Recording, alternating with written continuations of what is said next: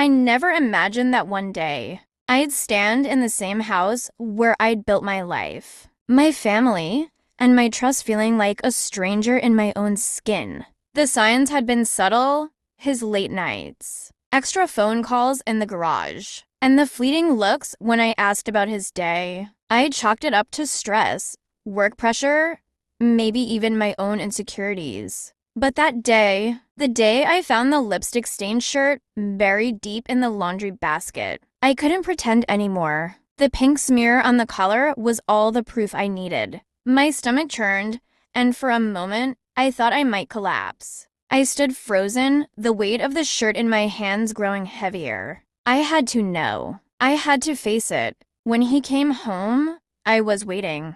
His usual smile faltered when he saw my expression. I wasn't going to let him play me anymore. "Hey," he said, voice to casual, like he hadn't just shattered my world. "Sit down, Alex," I said. I held up the shirt, the red stain burned into my vision. "Explain this." His face drained of color. He opened his mouth, but no words came out. He was cornered. I can explain," he stammered, but his voice was weak, practiced. "No, Alex," I cut him off. "It's right here. You've already explained everything." I dropped the shirt onto the coffee table. "How long, Alex? How long has this been going on?" He ran a hand through his hair, avoiding my gaze. It was a mistake. A stupid mistake. It didn't mean anything.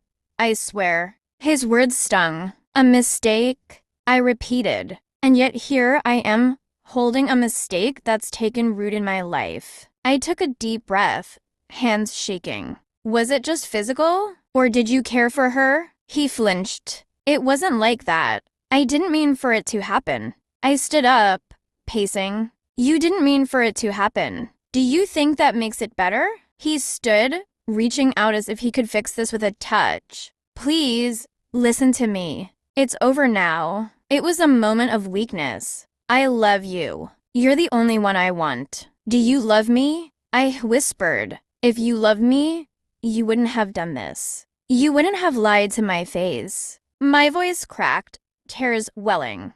"How am I supposed to believe you now, Alex?